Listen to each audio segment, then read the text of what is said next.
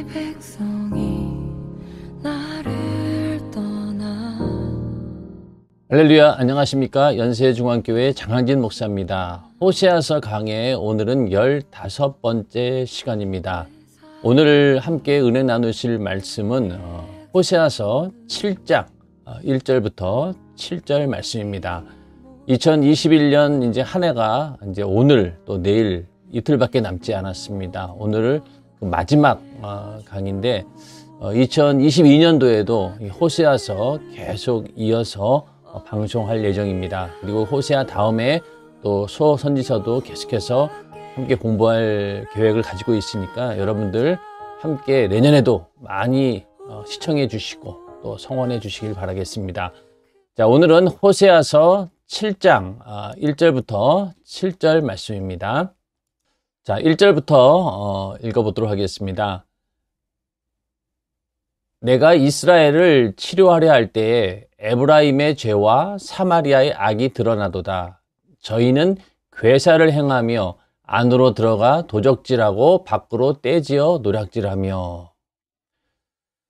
여기서 내가 이스라엘을 치료하려 할 때에 이렇게 말씀하고 있는데, 우리가 그 지난 시간에 6장 마지막 절이죠. 6장 11절에 보면은 어떤 얘기가 나오냐면은, 유다여 내가 내 백성의 사로잡힘을 돌이킬 때에, 그러니까 하나님께서 심판하시고 징계하시고, 그러다가도 하나님께서는 그 이스라엘을 다시 회복시켜 주시고 치유해 주시려고 하는 그런 의향들을 계속 보이십니다.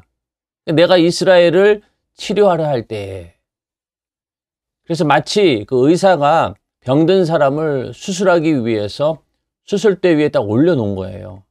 그런 시도가 있었다는 겁니다. 그런데 막상 수술대에 올려놓고 보니까 이거는 손을 쓸 수가 없는 거예요. 완전히 다 암이면은 암이 퍼져가지고 수술을 해도 소용이 없을 만큼 악화되어 있는 그런 상황이 바로 지금 북이스라엘이 처하고 있는 그런 상황입니다. 그러니까 하나님께서 이스라엘을 치유해 주려고 할 때마다 뭐에 부딪히느냐? 한계에 부딪히게 됩니다. 왜냐면은 하나님께서 이렇게 이스라엘을 치료하려고 할 때에 그때 또 죄가 쌓이는 거예요. 그래서 하나님께서는 이 이스라엘이 계속 죄를 밥 먹듯 짓고, 그러다 보니까 하나님 입장에서도 야, 이 이스라엘을 용서해 줘야 되나 말아야 되나 고민하는 거예요. 그래서 이제 그래도 내가 이스라엘을 치료해 줘야 되겠다, 치유해 줘야 되겠다라고 마음을 먹고, 막상 그런 마음을 먹고 돌아보면은 하나님께서 그렇게 용서하려고 고민하던 그 사이에 이스라엘은 또 죄를 짓는 거예요. 또 그 죄가 드러나는 거예요. 계속 죄가 적재되어 가는 거죠. 산재되어 가는 겁니다. 용서해 주겠다라고 이렇게 마음 먹고 고민하는 동안에 또 이스라엘은 새로운 죄를 또 이만큼 쌓아놓는 거죠. 그러니까 보면 볼수록 계속해서 새로운 죄가 이렇게 드러나고 있으니 하나님 입장에서는 어떻겠어요? 이게 손을 쓸 수가 없는 거예요. 그래서 내가 이스라엘을 치료하고자 할 때에 에브라임의 죄와 사마리아의 악이 드러나도다. 에브라임은 북이스라엘을 말하는 것이고, 사마리아는 무엇입니까? 북이스라엘의 수도잖아요. 그러니까 이거는 북이스라엘 전체가 죄와 악이 드러나고 있다는 겁니다. 그리고 괴사를 행하면서, 괴사라고 하는 것은 사기와 거짓을 말하는 것인데, 하나님과 사람 앞에서 행하는 거짓된 행동과 말을 말하는 겁니다. 그리고 이런 것들이 안으로 들어가 도적질하고 밖으로 떼지어 노략질하며, 전부 다 이 이스라엘이 온통 이 죄로 가득 차 있다. 사기나 도둑질 또 강도질이 성행하고 있는데, 이것은 전부 다 하나님의 말씀에 어긋나는 것이죠. 자, 우리가 앞서 얘기했듯이 이스라엘이 하나님 앞에 신앙적으로 타락하게 되면은요, 그 여파가 어디까지 이어진다고 했습니까? 그들이 가지고 있는 정치적인 그런 시스템, 사회 전반에 걸친 모든 것들이 그 신앙의 부패와 함께, 타락과 함께 역시 무너진다라고 얘기했죠. 북이스라엘도 마찬가지입니다. 하나님과의 관계 속에서 신앙이 무너지고 보니까 죄가 더 번성하게 되고, 그러다 보니 사회 전반적인 모든 시스템들이 완전히 죄악으로 인해서 무너지고 있다. 그러니까 안과 밖으로 전부 다 이 죄악이 가득 차 있는 그런 지금 이스라엘의 그런 상황입니다. 자, 오늘날 우리가 정치인들이라든가 또 국가의 나라의 일을 하는 그런 사람들에게 철저한 그런 검증을 거치는 이유가 무엇입니까? 도덕적, 윤리적으로부터 시작해가지고 여러 가지 방면으로 그 사람이 어떤 사람인가를 국민들이 알 권리가 있죠. 그래서 그렇게 해서 하는 목적이 뭐예요? 내가 뽑은 이 정치 지도자가 도덕적으로, 윤리적으로 흠이 없어야지만이 이 나라 전체의 위계 질서가 잡혀가는 겁니다. 반대로 정치인들이 타락하게 되면 어떻게 되냐? 나라를 이끌어가는 지도자들이 도덕적, 윤리적으로 타락하고, 안에 그 모든 사람들이 부패해 있으면 어떻게 되냐면요. 그거를 바라보는 모든 국민들에게도 영향을 준다는 겁니다. 그러다 보면은 불법이 당연시가 돼버리고, 또, 저 사람은 저렇게 사회 지도층이라고 하는, 또 정치인이라고 하는 사람들이 저렇게 하는데 우리는 뭐 당연히 그렇게 할 수 있지. 뭐 그들도 그렇게 하는데 이러면서 그 사람들을 닮아가다 보면은 결국은 사회 전반이 완전히 모든 그런 법적인 시스템이나 이런 것, 도덕이나 윤리 이런 것들이 싸그리 무너진다는 거예요. 그렇기 때문에 나라의 지도자를 세울 때도 그렇게 도덕적, 윤리적으로 철저한 검증을 거치는 겁니다. 그런데 지금 북이스라엘은 그게 다 무너져 버린 거예요. 하나님과의 관계가 무너지다 보니 결국은 도덕적, 윤리적으로 사회 전반이 타락하게 되었고, 또 그 나라를 이끌어가는 왕이나 또 지도자들이 역시 그 안에서 도적질하고 노략질하는 그런 자들로 변질되어 버렸다는 겁니다. 그런 것들을 하나님께서 치료하려고 보니까 점점 그 악이 쌓이는 거예요. 하나님께서 고민하는 동안에 또 새로운 죄를 짓게 되고, 그러다 보니까 도저히 이제는 손을 쓸 수 없는 그런 상황까지 이르렀다는 겁니다. 자, 2절에 가서요. 내가 그 여러 악을 기억하였음을 저희가 마음에 생각지 아니하거니와 이제 그 행위가 저희를 애워싸고 내 목전에 있도다. 하나님께서는 전지전능하신 분입니다. 잠언서 21장 2절에 보면은 사람의 행위가 자기 보기에는 모두 정직하여도 여호와는 심령을 감찰하시느니라. 자, 사람들의 눈은 속일 수 있어요. 그러나 하나님은 속일 수가 없어요. 그 마음의 생각까지도 아시는 분이 바로 하나님이시고 그 심령 깊은 데에 있는 것까지 꿰뚫어 보시는 분이 바로 하나님이세요. 그리고 이 북이스라엘이 아무리 그들이 그 죄악을 감춘다 하더라도 겉으로 경건한 척하고 또 그들이 하나님께 드리는 제사에서 그런 모습을 감추려고 하지만은, 그러나 이미 그런 것들이 다 드러나가지고 이제는 하나님께서 손을 쓰지 못할 만큼 그만큼 타락해 있는데 하나님이 그걸 모르시겠어요? 이스라엘 볼 때는 이제는 죄밖에 보이지 않는 거예요. 그런데 더 심각한 게 뭐냐면요. 이렇게 온 이스라엘이 죄로 가득해 있음에도 불구하고 그 이스라엘 사람들은 죄에 대한 경각심이 없는 거예요. 죄에 대해서 그들의 마음 자세가 완전히 잘못되어 있는 겁니다. 그 심각성을 깨닫지 못하고 있다는 거예요. 자, 죄에 대한 심각성을 깨닫지 못하면 어떻습니까? 두려움이 없죠. 하나님께서 그들을 심판하고 징계할 수 있다라고 하는 그 사실을 두려워하지 않는 거예요. 우리가 죄에 대해서 하나님 말씀을 듣고 이것이 죄구나라고 잘못을 알고 회개한다면 그 사람에게는 소망이 있어요. 그렇게 회개하는 그 국가에는 희망이 있습니다. 그러나 죄에 대해서 알지 못하고 또 죄임을 알면서도 회개하려고 하지 않는, 문제의식이 전혀 없는 그런 상태에 있는 사람이나 또 그런 사회나 국가는 가망성이 없어요. 하나님의 도움을 얻을 만한 여지가 전혀 없는 거예요. 근데 지금 이스라엘이 그런 상황이라는 거예요. 내가 그 여러 악을 기억하였음을 하나님은 이미 뻔히 알고 있는데도 저희가 마음에 생각지 않는다는 거예요. 회개할 마음이 없다는 겁니다. 그러다 보니 이제 그 행위가 저희를 애워싸고 내 목전에 있도다. 그 죄악들이 이스라엘 전체를 에워싸고 있어가지고 죄밖에 보이지 않는 거예요.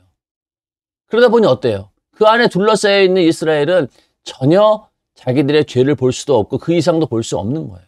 완전히 이렇게 에워싸여 있다는 겁니다. 자, 이 얘기는 그 호세아서 5장 4절에 보면은요, 저희의 행위가 저희로 자기 하나님에게 돌아가지 못하게 하나니 이는 음란한 마음이 그 속에 있어 여호와를 알지 못하는 까닭이라. 우리 이 말씀을 공부했었죠. 그러니까 저희의 행위가 하나님께 돌아가지 못할 정도로 이제는 회개할 수 없을 정도로 그들의 죄악이 완전히 그들을 둘러싸고 에워싸고 있다는 겁니다.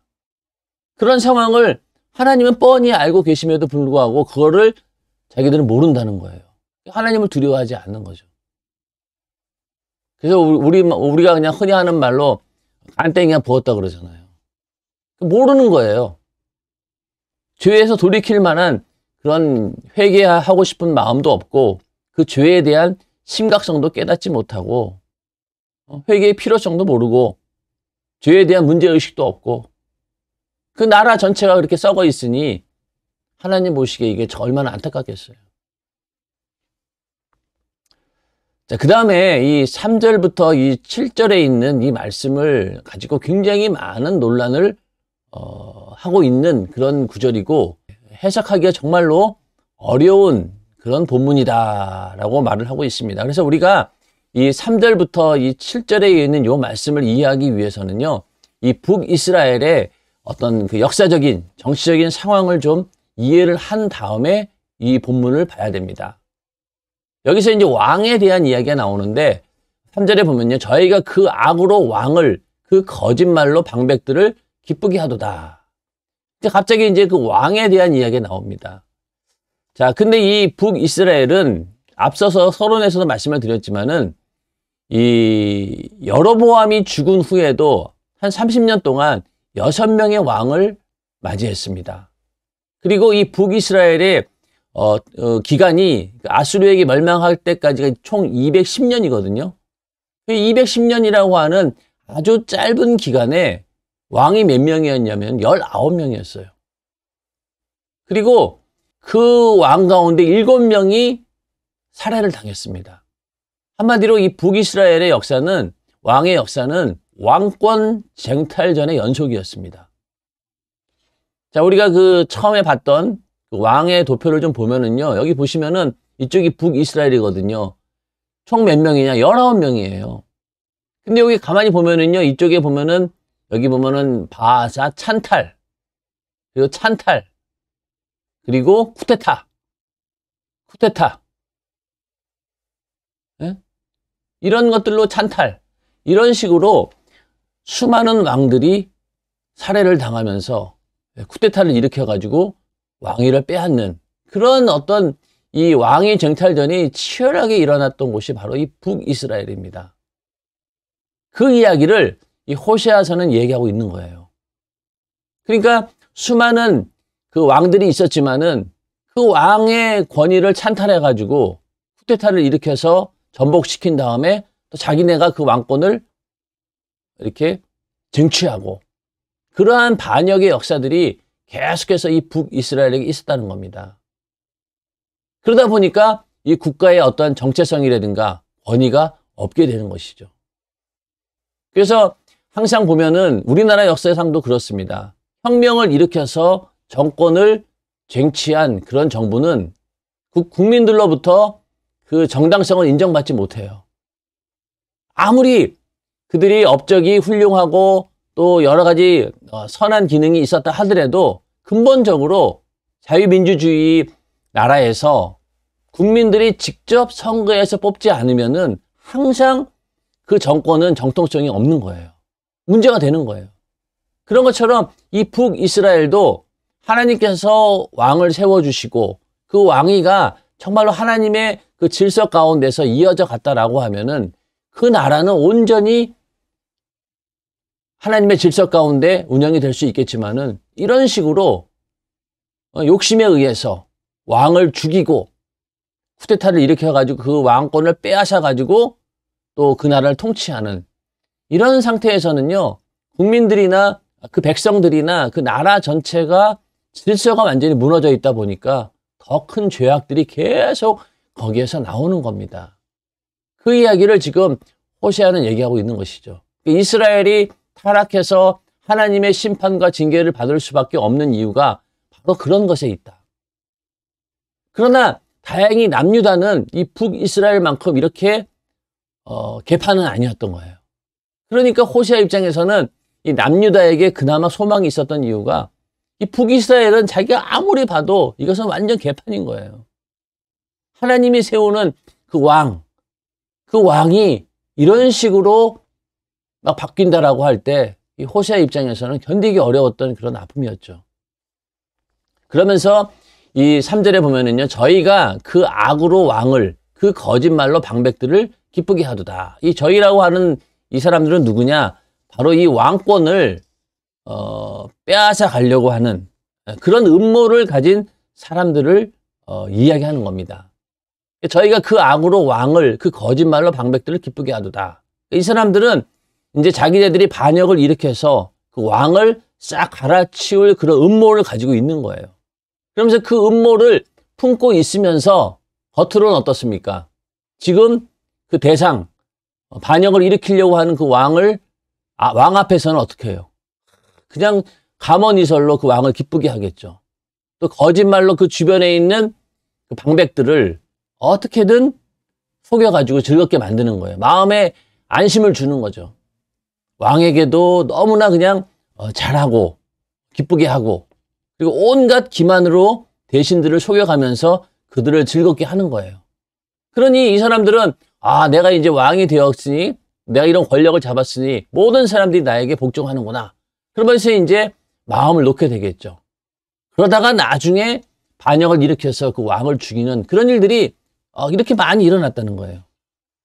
그래서 4절에 가서 저희는 다 가늠하는 자라 빵 만드는 자에게 달궈진 화덕과 같도다.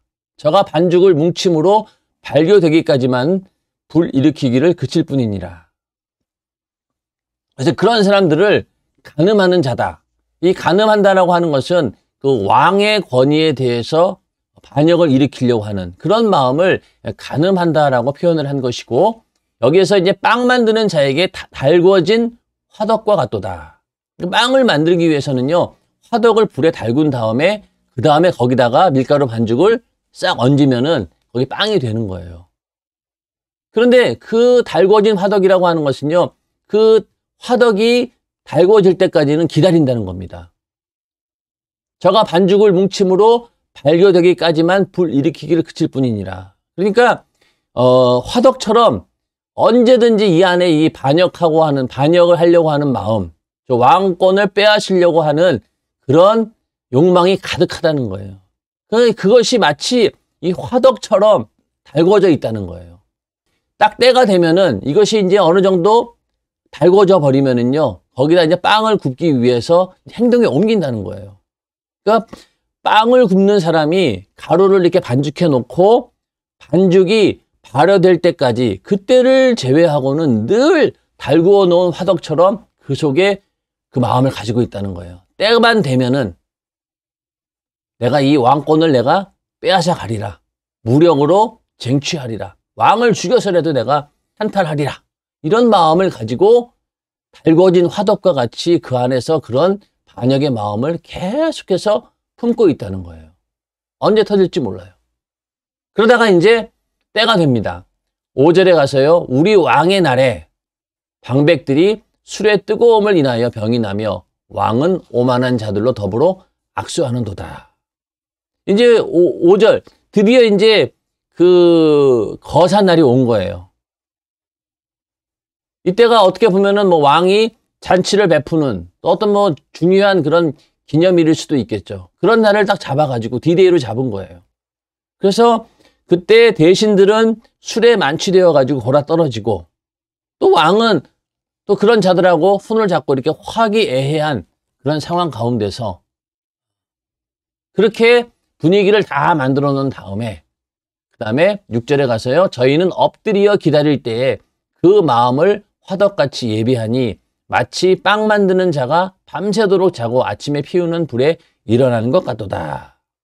이렇게 새 왕을 세우려는 자들, 또 그걸 동참하는 자들은 이 마음, 그 빵 굽는 화덕처럼 달아오르고 있고, 그러면서 그들은 그런 음모를 품고 왕에게 계속 접근한다는 거예요.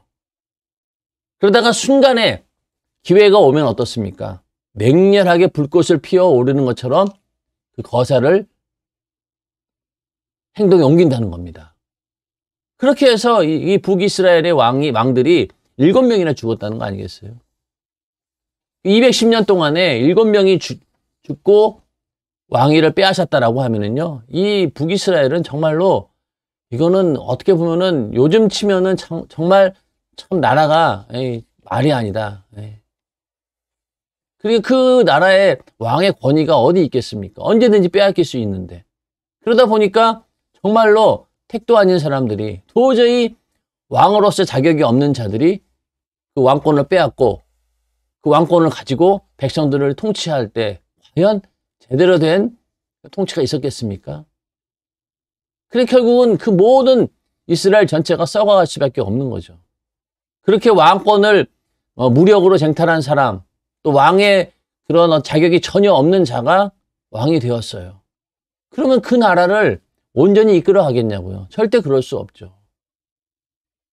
그러다 보면 어떻게 되겠어요? 그 사람들이 세우는 측근들부터가 유유상종이라고 똑같은 사람이에요. 그러면은 그 권력을 나눠 가지는 사람들이 그 사람하고 똑같은 사람이니 그 나라가 온전히 운영이 되겠냐는 거죠. 그래서 이렇게 언제든지 이 왕권을 빼앗기 위해서 마치 달궈진 화덕처럼 때를 딱 기다리고 있다는 거예요.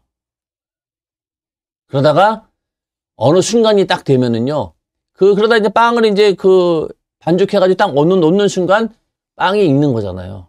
그런 것처럼 그렇게 달궈진 화덕처럼 기다리고 있다가 때를 보고 그동안에는 아무 일도 없는 것처럼 왕의 비위를 마치고 그 주변에 있는 대신들의 마음을 다 이렇게 사가지고 절대로 우리에게는 이런 일이 생기지 않겠구나라고 방심하고 있을 때, 그럴 때 쿠데타를 일으켜가지고 왕권을 빼앗아가는 그런 일들이 북이스라엘에 있었기 때문에 호세아 선지자는 그걸 얘기하고 있는 거예요.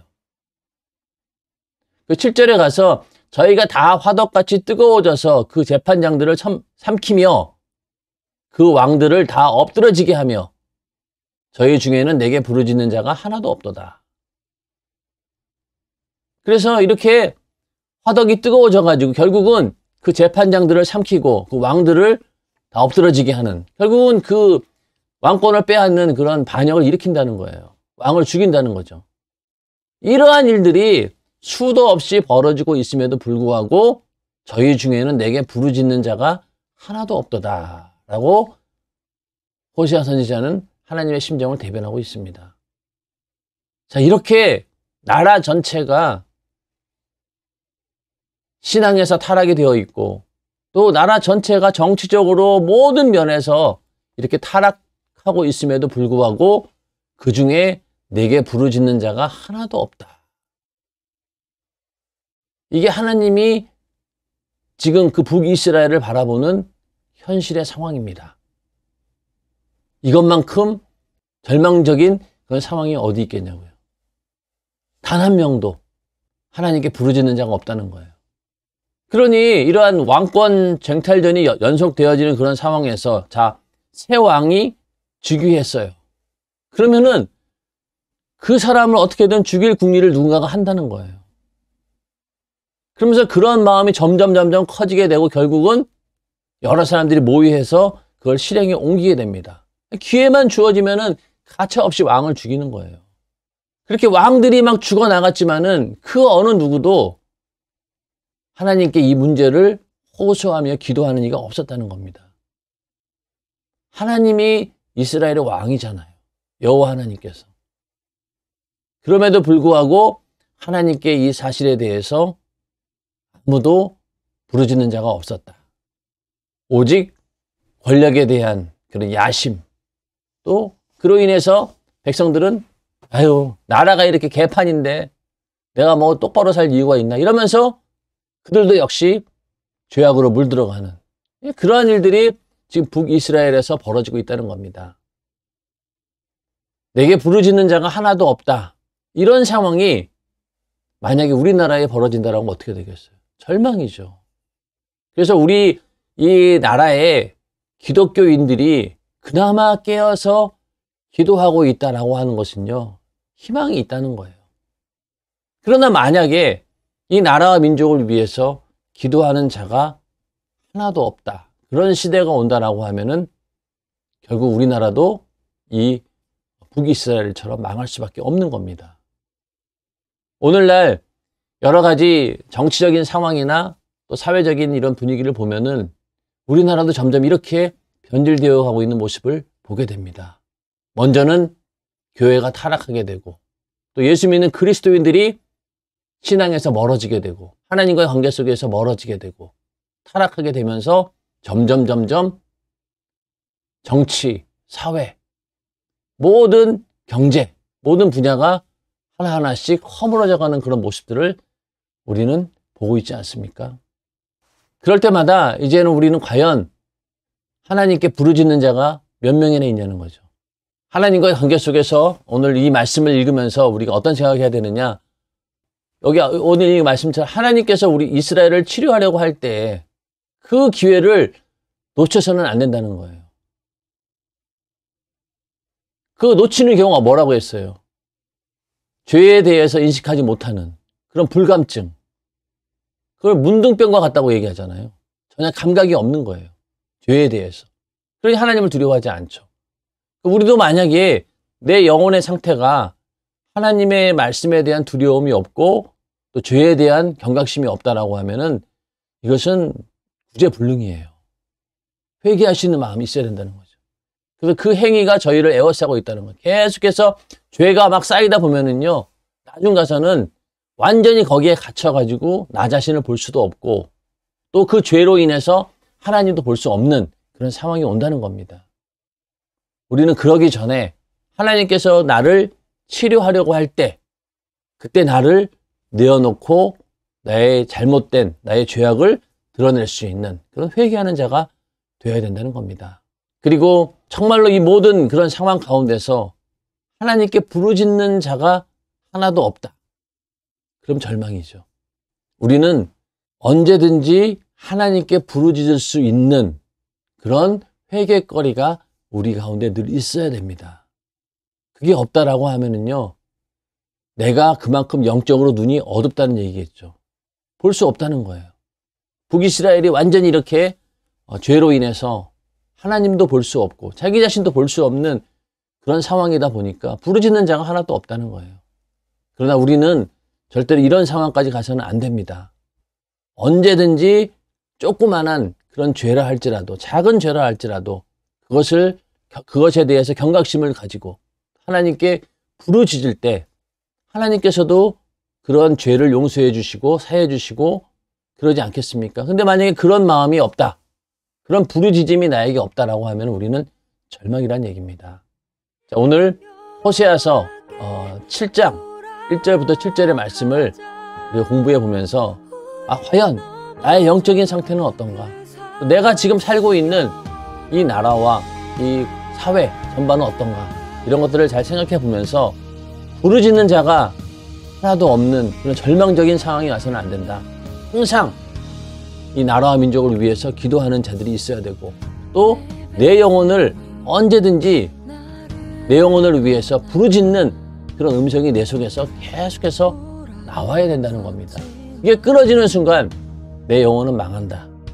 또 그렇게 부르짖는 자가 하나도 없는 그런 시대가 오면은 나라도 망한다. 이런 것들을 우리는 오늘 호세아서 7장 1절부터 7절 말씀을 통해서 다시 한번 내 자신을 조명해 보는 그런 기회가 되기를 주님의 이름으로 축원합니다. 오늘은 여기까지 공부하겠습니다. 이제 2022년도에도 계속해서 호세아서 여러분들 강의 관심을 가져주시고 또 많은 분들에게 소개시켜 주시고 함께 공유해 주셔서 내년에 더 많은 사람들이 함께 은혜 나눌 수 있도록 해주시면 감사하겠습니다. 오늘은 여기까지 하겠습니다. 다음 시간에 또 만나 뵙도록 하겠습니다. 감사합니다.